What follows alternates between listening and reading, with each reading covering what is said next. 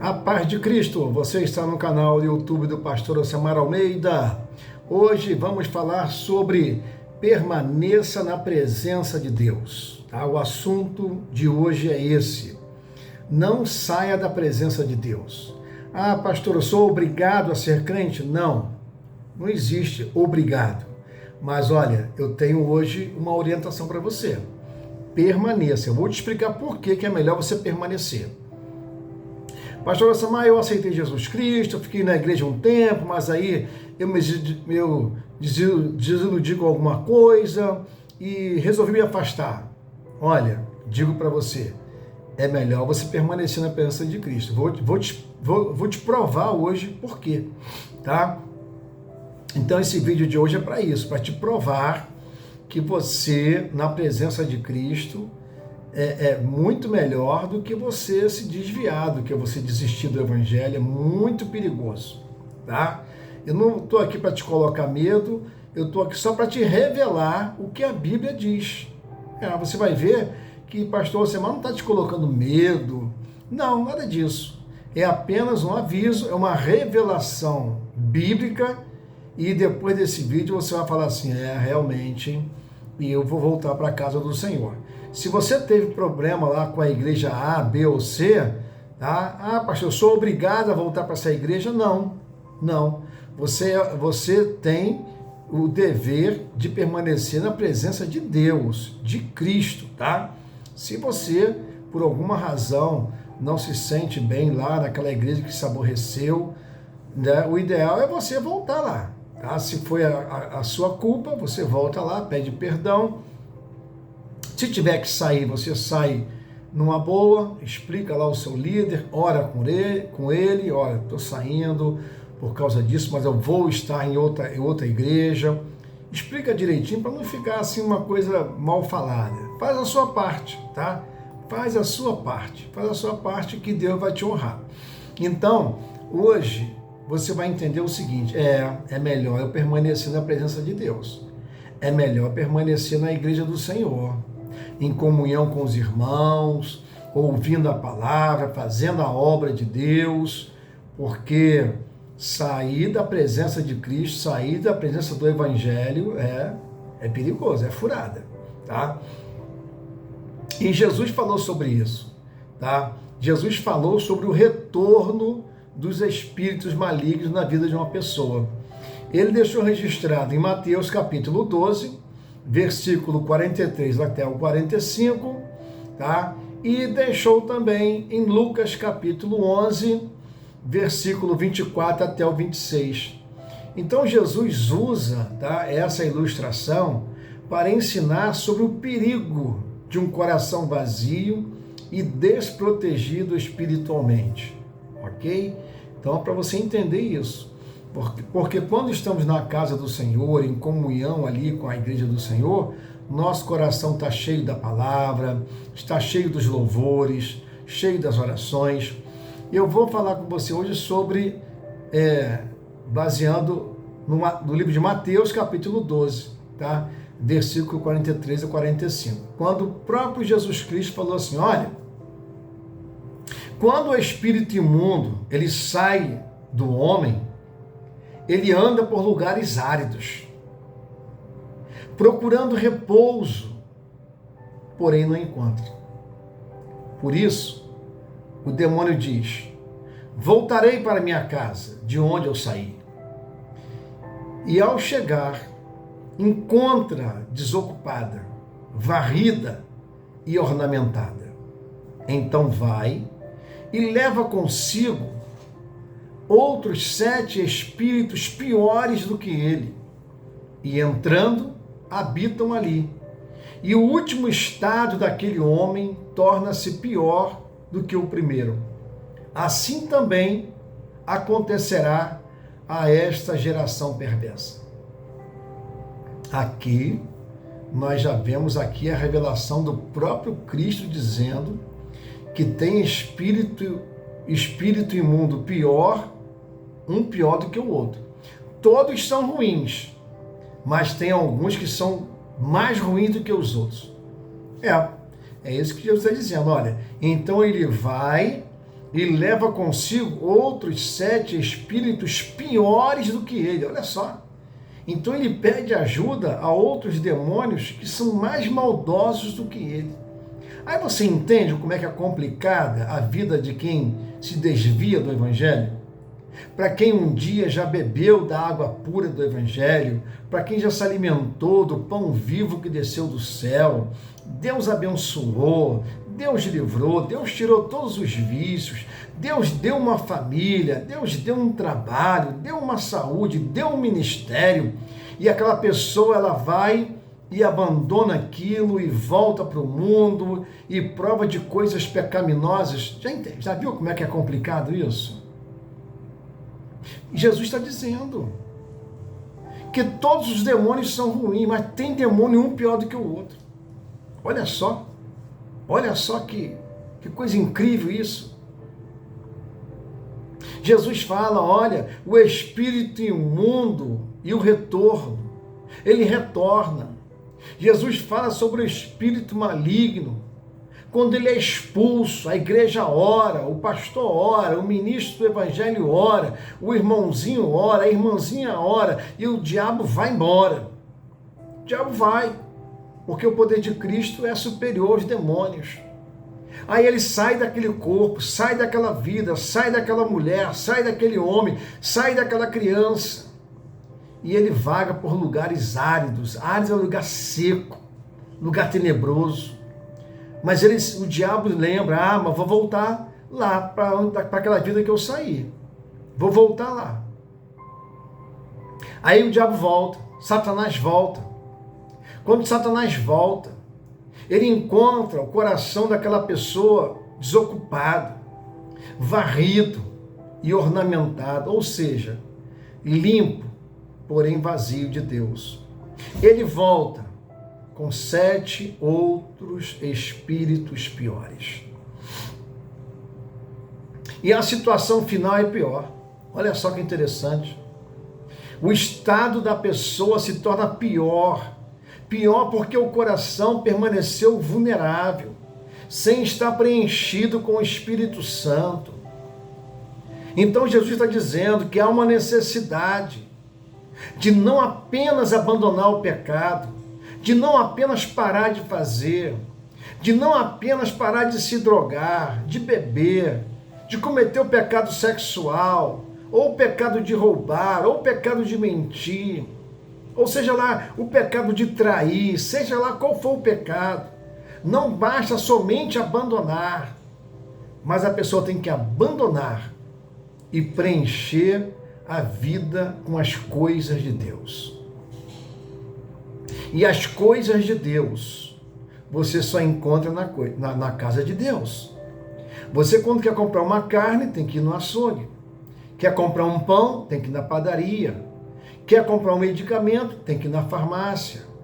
Então, coisas de Deus, você só encontra na casa de Deus, servida por pessoas de Deus, por homens e mulheres de Deus, que dedicam a sua vida nas coisas de Deus. Jesus, ele relaciona isso àquela geração que rejeitava a sua mensagem. E Jesus está dizendo, olha, vocês podem até experimentar uma libertação temporária, mas olha, sem arrependimento e transformação verdadeira, acabariam em uma condição espiritual ainda pior. Jesus está dizendo para aquele povo naquela época, conversão tem que ser de uma maneira radical. Transformação tem que ser radical. Abandonar o pecado tem que ser todo o pecado. Você tem que transformar seu caráter, a sua alma, o seu pensamento, seu procedimento, a sua maneira de lidar com as pessoas, de tratar as pessoas, de falar com as pessoas. Isso reflete quem você é. Isso reflete se você é liberto ou não. Ignorância não é de Deus. Se você é um crente ignorante, Deus não está nesse negócio. Deus não está mandando você agir assim. Você está errado com Deus. E Deus vai te cobrar. Deus vai te cobrar. Cedo ou tarde o Senhor vai te cobrar. A importância de um coração preenchido por Deus. Apenas expulsar o mal não é suficiente.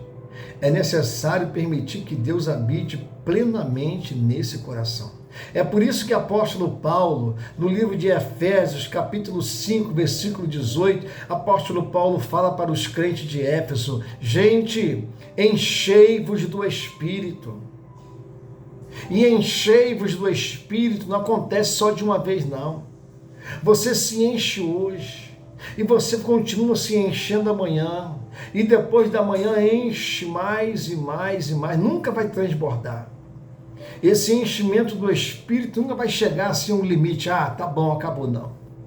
É diário, é o convívio diário com Deus e com as pessoas.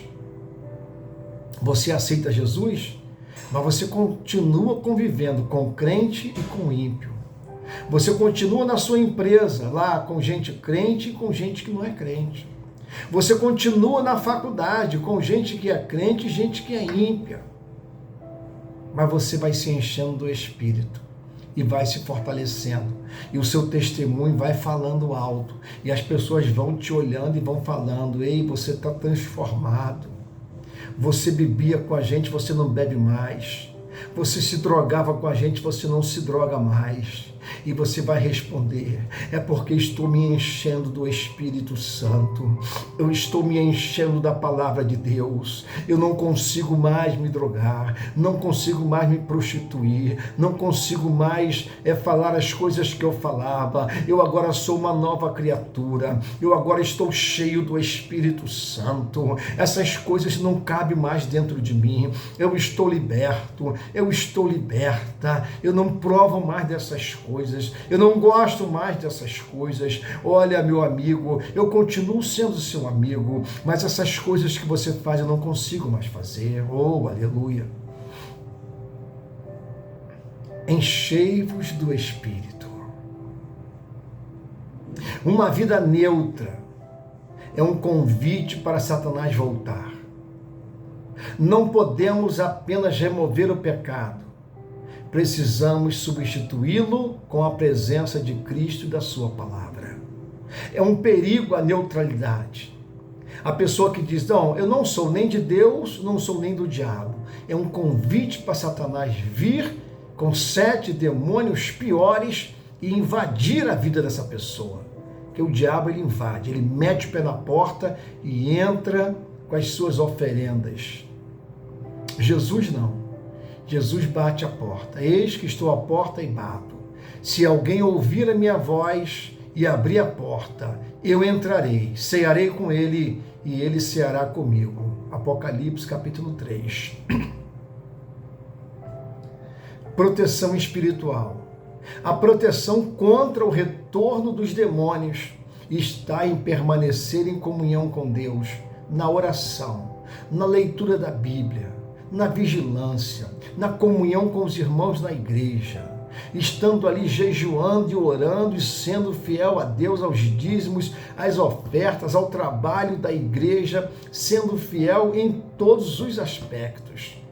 No livro de Tiago, capítulo 4, versículo 7, o texto vai dizer assim: sujeitai-vos, portanto, a Deus, mas resiste ao diabo, e ele fugirá de vós. Aí você vai me perguntar assim: pastor, eu fui liberto, oraram por mim, o diabo foi embora, e agora o que eu faço? Será que o batismo, eu sou obrigado agora a me batizar? Depois que eu me converti, eu tenho que me batizar? Deixa eu te falar uma coisa. De acordo com a Bíblia, o batismo não é uma mera opção, mas é uma ordem de Jesus Cristo. É uma prática central para a vida cristã. No entanto, é importante compreender o significado, o propósito e o contexto do batismo para responder se ele é obrigatório ou não. Você vai sair desse vídeo hoje entendendo se o batismo é obrigatório ou não. Entenda só, A resposta final é sim e não. Pastor, como é que é isso? Como é que pode ter uma mesma pergunta, duas respostas, sim e não? Você vai entender. Não deixa de ouvir até o final, para você poder entender. O batismo é uma ordem de Jesus. Jesus ordenou o batismo como parte do discipulado. No livro de Mateus, capítulo 28, versículo 19 e 20, Jesus disse assim: Ide, portanto, fazei discípulos de todas as nações, batizando-os em nome do Pai, do Filho e do Espírito Santo, ensinando-os a guardar todas as coisas que vos tenho ordenado. Aqui, o batismo é apresentado como parte do processo de seguir Jesus Cristo e aprender a viver de acordo com os seus mandamentos. Aqui Jesus está dizendo: vocês vão, façam discípulos, e quem se tornar discípulo, vocês batizam. Batizam. O batismo é uma resposta à fé daquele que se converteu.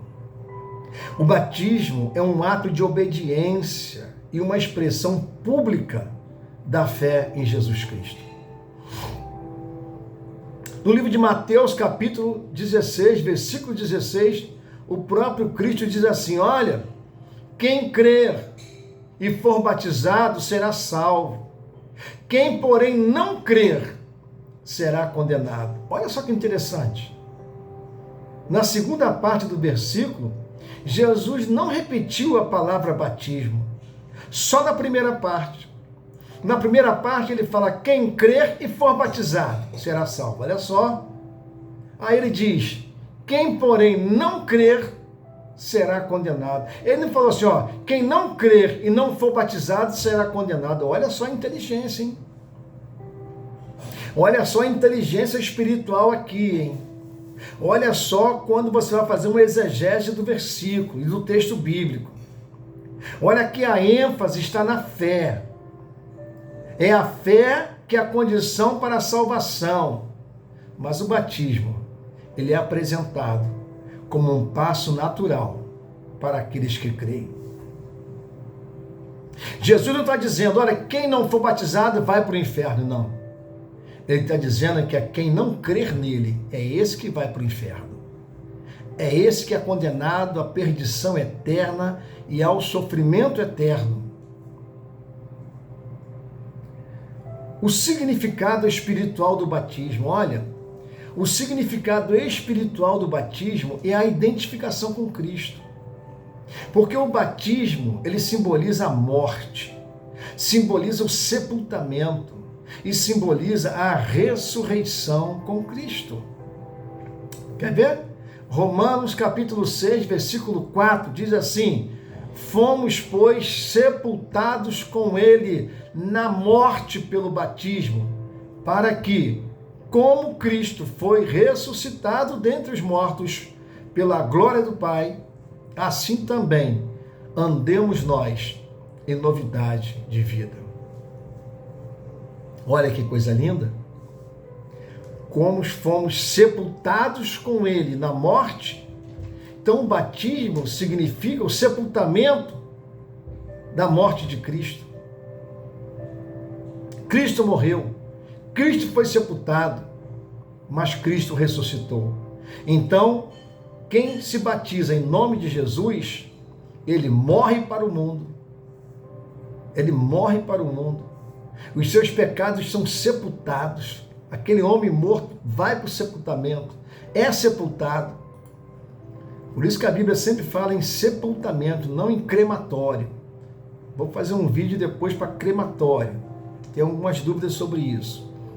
A Bíblia fala sobre sepultar. Sepultar é colocar o corpo numa sepultura. Jesus foi sepultado. Jesus foi colocado numa sepultura. Em todo o tempo a Bíblia fala sobre sepultar, é pegar o corpo morto e colocar no local, no chão ali. Tá? É isso que é sepultar.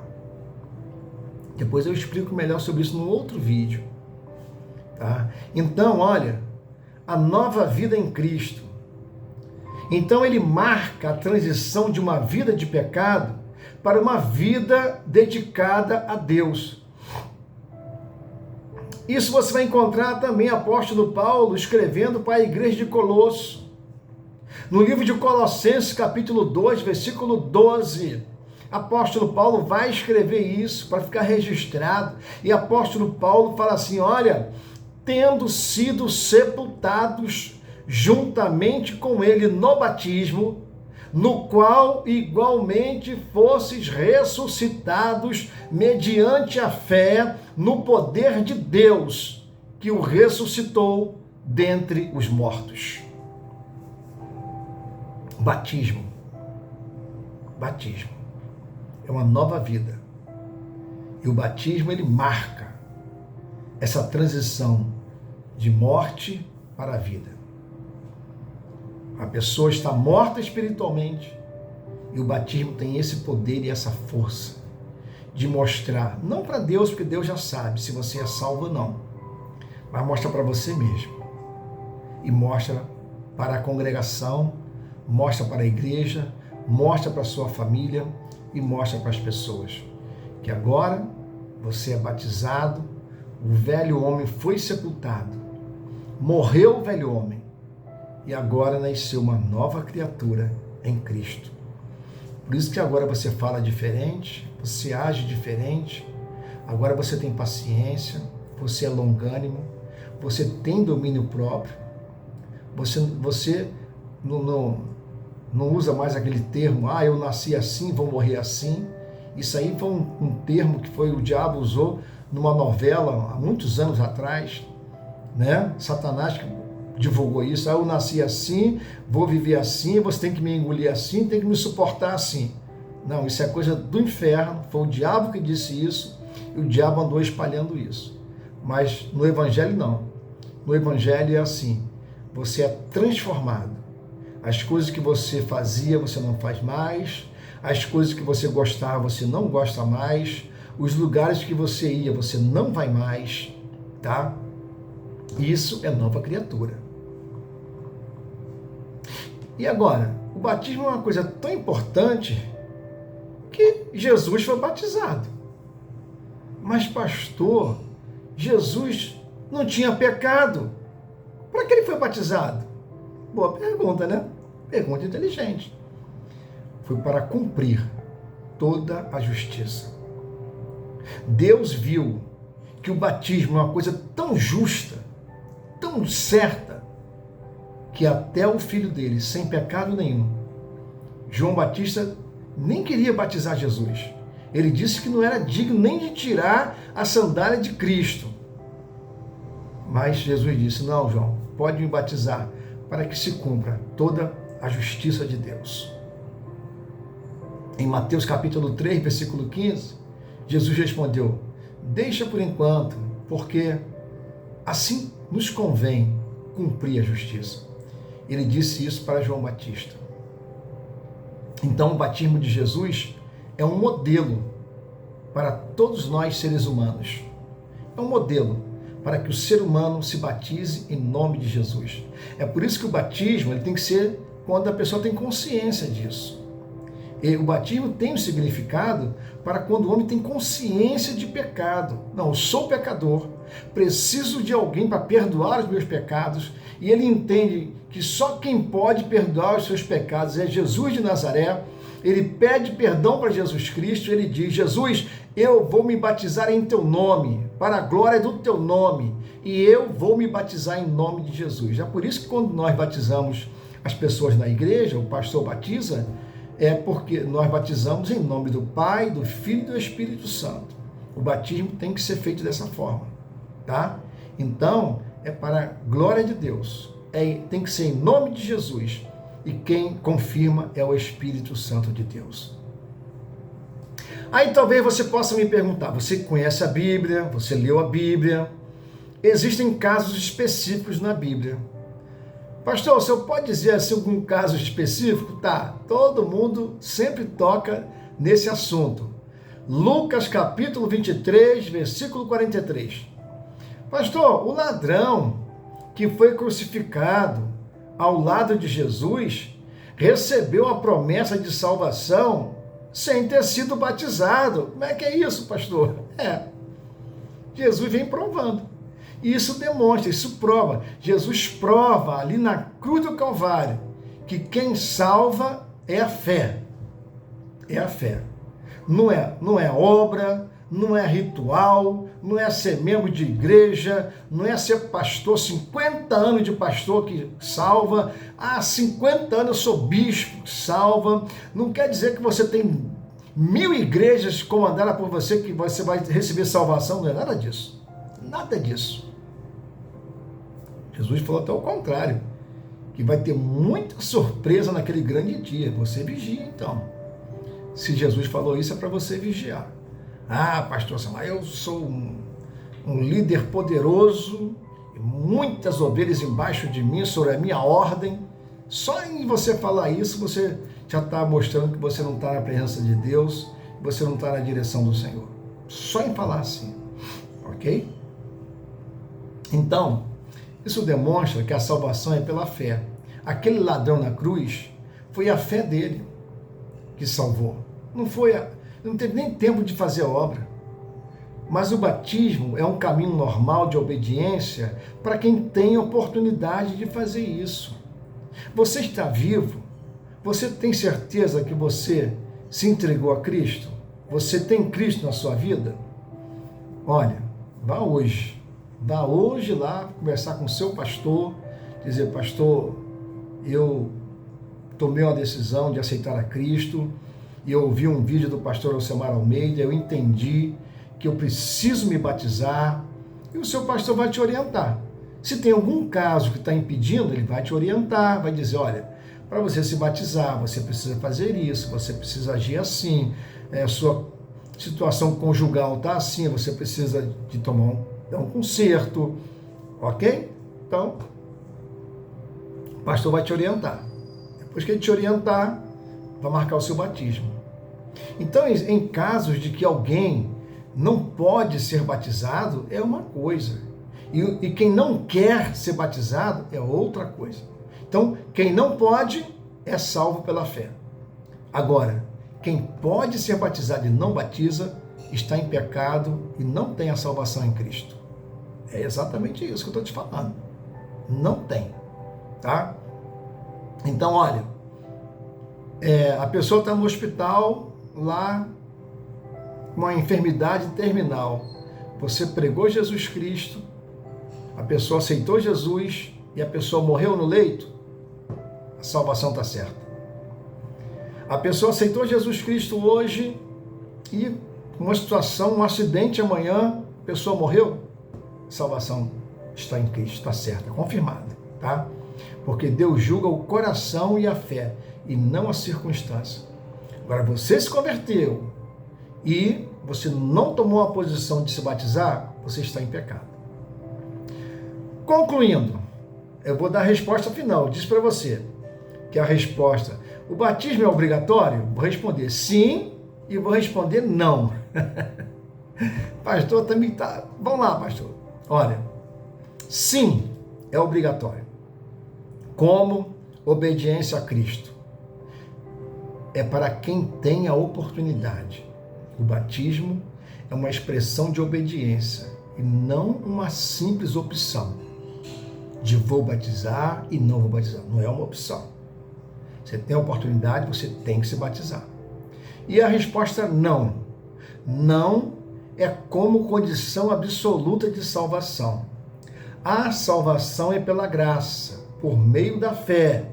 Isso está escrito em Efésios capítulo 2, versículo 8 e 9.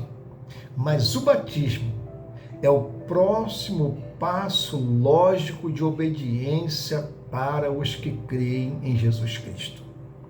Entendeu? Ficou alguma dúvida? Pode colocar no comentário, inscreva-se em nosso canal. Quando você se inscreve, você se torna um missionário comigo para divulgar essas mensagens, essas palavras, tá? Compartilha aí, nos ajuda bastante, ok? Quando você se inscreve, o canal fica turbinado e é entregue a mais pessoas. Dá um like de gostei também, que isso ajuda também. E outra coisa, tá? ouça o vídeo até o final. Até isso, o YouTube entende como um bom trabalho. Quando você ouve o vídeo do início até o fim, tá? Faça isso, faça isso. Vamos orar então ao Senhor? Vamos lá. É uma oração de proteção e permanência na presença de Deus, ok? Então você que é de Deus, permaneça em Cristo, não se desvie, não abandona a sua igreja, não abandona o Evangelho de Cristo, tá? Senhor Deus Todo-Poderoso, Criador dos céus e da terra e de tudo que nela há. Senhor, nós viemos diante de Cristo com humildade e confiança, reconhecendo que Jesus Cristo é o nosso refúgio, a nossa fortaleza. Jesus Cristo é o nosso socorro bem presente em todos os momentos.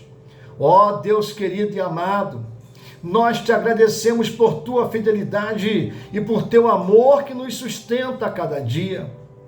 Ó Deus querido e amado, nós nos colocamos nossas vidas em tuas mãos e nós te pedimos proteção contra todo mal, contra as perturbações, contra as tentações de Satanás. Livra-nos, Senhor, das armadilhas do diabo, das tentações do maligno, Senhor, e de tudo que possa afastar o nosso coração de Cristo. Guarda a minha mente, guarda o meu coração e o meu espírito, e cerca-me com a tua paz que excede todo entendimento. Ajuda-nos, Senhor, a permanecer firme na tua presença, que a tua palavra seja luz para os nossos passos, ó Deus, e a tua vontade seja o nosso maior desejo. Renova em mim a força para buscar-te em oração, para meditar em tuas verdades e para caminhar em obediência ao teu chamado. Ó Senhor Jesus Cristo, Pai amado e Pai de toda misericórdia, fortalece a minha fé, aumenta o meu amor pela tua palavra e pela tua casa, que eu jamais me desvie dos teus caminhos, mas viva, Senhor, todos os dias debaixo da tua graça e na direção do Espírito Santo. Protege também, Senhor, a minha família, protege os meus irmãos, protege o meu pastor, protege, Senhor, os ministros da minha casa, protege, Senhor, aquele irmão que se converteu hoje. Senhor, toca no coração do meu familiar que não se converteu ainda. Toca no coração do meu vizinho que eu amo, Senhor, e ainda não se converteu a Cristo. Pai, eu quero que meus primos se convertam, quero que meus tios se convertam, quero que toda a minha parentela aceite a Cristo e se batize em nome de Jesus, para que juntos, Senhor, sejamos testemunhas vivas do teu poder e da tua bondade. Faço essa oração em nome de Jesus. Oramos e confiamos em Cristo. Amém. Não se esqueça, você é a ovelha de Cristo e propriedade de Cristo. Não se esqueça, Jesus te ama e pastor Ocemar Almeida também.